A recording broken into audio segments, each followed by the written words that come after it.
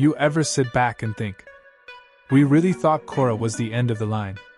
That the Avatar cycle had told its final story? But here we are, years later. And a new Avatar is rising. Her name is Pavi, and her world? It's not just modern, it's unrecognizable. This isn't the four nations you remember. The tech's more advanced. The spirit world's more unstable. And bending? It's evolving in ways we never imagined. And somehow, it still feels like home. So in this video, we're diving into everything you need to know about the new Avatar series. Who Pavi is, where we are in the timeline, the new threats, the bending innovations, and what this means for the future of the franchise. If you ever felt a chill when Aang entered the Avatar state, or teared up when Korra finally found balance, then hit that like button, subscribe, and come with me. Because the next Avatar is here, and she's about to change everything. Let's get into it. Timeline and setting. So let's start with the big question. When exactly does this new series take place? We're finally moving into the future era of the Avatar cycle. Avatar Pavi is the Earth Avatar who comes after Korra. That means we're dealing with a world that's decades more advanced than anything we've seen before. Imagine Republic City, but bigger. Skyscrapers piercing the sky, high-speed trains, holographic tech, even virtual reality-style spirit connections. It's bending meets Blade Runner. Tradition meets transformation. This isn't just evolution. This is a full-blown reimagining of the Avatar world, where ancient spiritual practices now exist side by side with hypermodern technology. And with that, the balance is more fragile than ever. The line between the human and spirit world is blurring. Old philosophies are being questioned. And bending? It's not just a way of life anymore. It's commercialized, weaponized, even politicized. Avatar Pavi is stepping into a world where being the bridge between worlds has never been harder, or more dangerous. This timeline isn't just a new chapter. It's the beginning of a bold new era in the Avatar universe. Who is Avatar Pavi? Now let's talk about the heart of this new series. Avatar Pavi. She's the next Avatar in the cycle after Korra, so she's an earthbender by birth. But from everything we've heard, Pavi is unlike any Avatar we've seen before. Where Aang was playful and reluctant, where Korra was bold and headstrong, Pavi is deeply introspective. She's spiritual, cautious, but not passive. Think, someone who feels the weight of the world before she even takes action. Born into a highly industrialized Earth Kingdom metropolis, Pavi is growing up in a society where people have started to doubt the Avatar's role entirely. Some see her as outdated, others as a tool of the state, and some believe the Avatar should no longer exist at all. What makes Pavi compelling is that she's not trying to live up to the legacy of Aang or Korra. She's trying to figure out if the Avatar even belongs in this modern world. She questions the system, struggles with her connection to past Avatars, and navigates the blurred lines between duty and identity. In short, Pavi isn't just fighting villains. She's wrestling with what it means to be the Avatar in a world that may have moved on.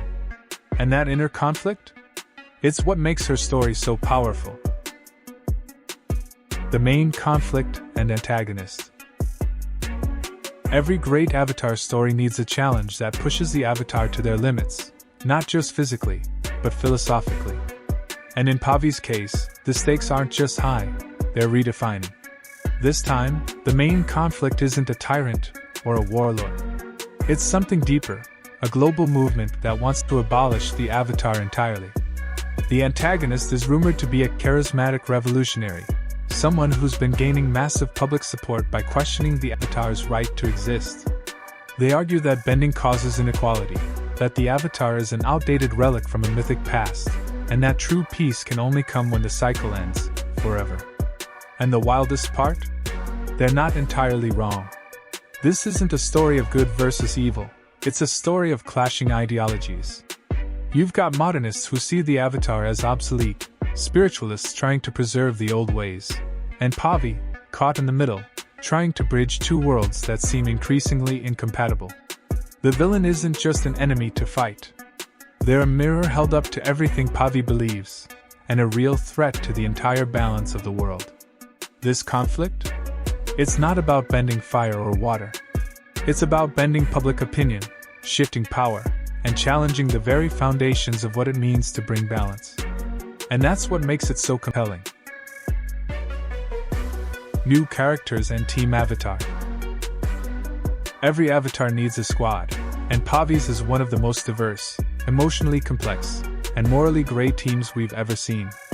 At the center is Avatar Pavi herself, a fierce but emotionally grounded earthbender from a post-war city, trying to navigate a world that both reveres and rejects her. She's more introspective than Aang, more emotionally transparent than Korra, and she feels the weight of legacy in a way that's totally new. Then there's her best friend and first companion, Rinji, a non-bender from the Southern Water Tribe. He's a sharp strategist and tech genius, always questioning tradition, pushing Pavi to think deeper about her place in the world. Think Sokka with the moral weight of Zahir, funny, smart, but radical when he needs to be. Next up, Sula, a fire-bending prodigy with a mysterious past. She was once aligned with the anti-Avatar resistance, but something changed. Now, she's trying to make amends, fighting for a cause she once tried to burn down. She's Pavi's most powerful ally, and biggest moral test. And rounding out the team is Corin, a young airbender monk in training who is deeply spiritual but surprisingly rebellious. He challenges Pavi to reconnect with her Avatar roots, and sometimes challenges the spiritual world itself. Together, they form a team unlike anything we've seen before, less about comic relief, more about conflicting values. They don't always get along. They question each other. They fight for what they think is right. But that's the beauty of it. This isn't a group blindly following the Avatar. This is a crew of complex, flawed people trying to find the truth in a world that no longer believes in balance. Time period. The new Avatar series doesn't just drop us into the same old four nations with a fresh coat of paint. No, this is a radically evolved world. Set about 100 years after Korra, the world has gone through a technological and spiritual upheaval. We're talking cyberpunk cities powered by bending-enhanced tech, massive information networks, and a cultural divide between modern progress and ancient traditions. Republic City? It's still around, but it's no longer the symbol of unity it once was. It's fractured. Corporations run wild, spirituality is commercialized, and the Avatar is treated less like a savior, and more like a political liability. Meanwhile, the Earth Kingdom has transformed into a powerful economic force, now hosting the world's biggest tech companies. But with that progress comes inequality, corruption, and unrest in its outer provinces, especially the city where Pavi is born. The Air Nation has grown too. Thanks to Tenzin's work, there are now full airbending communities again, but they're split between isolationist monks and radical reformers who think the spirits should take a back seat in the modern world. Even the spirit world has changed. Since Korra reopened the spirit portals, spirits and humans now coexist, but not always peacefully. Some spirits feel humans have invaded, while others profit off the human world. It's tense, messy, and absolutely thrilling. This isn't a world that wants balance. It wants control, power, progress. And in the middle of it all is Pavi, the one person meant to bring harmony, in a world that doesn't believe in it anymore. Main conflict and themes. At the heart of this new Avatar series lies a question far deeper than just who the next villain is. What happens when the world no longer wants an Avatar? Pavi isn't just facing one big bad guy. She's facing a world that has outgrown the idea of a spiritual protector. In the era of satellites, AI-powered bending gear, and corporate overlords, bending isn't sacred, it's weaponized. Spirituality? It's a brand. The main conflict revolves around a rising extremist movement, a powerful faction of non-benders who believe the Avatar is an outdated, elitist figurehead. They want to wipe out bending itself using dangerous tech and ancient secrets buried during the 100-Year War. But it doesn't stop there. Pavi also faces deep divisions between nations, a broken connection to the past Avatars, and the growing fear that maybe, just maybe, balance is no longer possible in a world this fractured. This series is exploring themes of identity, legacy, and relevance. What does it mean to be the bridge between worlds when the world doesn't want a bridge anymore? When even the spirits question your purpose? And yet, despite all this, Pavi doesn't quit. Because maybe in a world obsessed with progress and power, the Avatar's true role isn't control. It's compassion. And that's what could make this series the most emotionally powerful one yet. The most human Avatar yet. Pavi isn't just another reincarnation of Aang or Korra. She's something new, and maybe something we've needed for a long time. Pavi is an Earth Kingdom girl raised in a sprawling megacity, where bending is common, but kindness isn't. She grew up tough, sarcastic, and incredibly self-reliant. Not some monk raised in a temple or a prodigy with a support system. She's just real, messy, unsure, and painfully aware of the world's problems. But when she discovers she's the Avatar, it's not triumph. It's panic. She doesn't want the spotlight. She doesn't want to bring balance.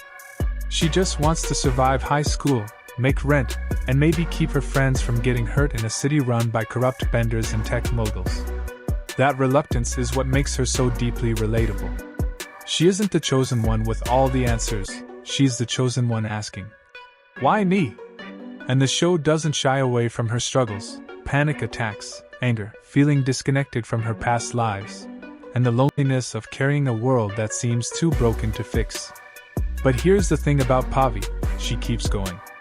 She doesn't have a flying bison or a team of masters behind her at first. She builds her support system piece by piece, friends, mentors, even a few unlikely allies from the spirit world. She's a fighter, not because she's fearless, but because she's terrified, and still chooses to stand her ground. This is the most human Avatar we've seen. And that's exactly what makes her legendary. And that's everything we know, so far, about the new Avatar series and the rise of Avatar Pavi. From bold story choices to game-changing villains to bending like we've never seen before, this show isn't just a sequel. It's a statement. All this information is based on various reports available publicly, so if I got something wrong or if the creators make any last-minute changes, please don't sue me. If this is where the Avatar universe is headed, then honestly, we're in for something legendary. So what are you most excited about? The new spirit tech? The morally gray characters? Or maybe just seeing the Avatar world evolve again? Drop your thoughts in the comments. Let's geek out together. And hey, if this video lit that little ember of hype in your heart, hit that like button. Subscribe. Because we've got way more Avatar content coming your way. Breakdowns, theories, character deep dives, and everything in between. Thanks for watching, and as always, stay balanced, stay curious, and we'll see you in the next one.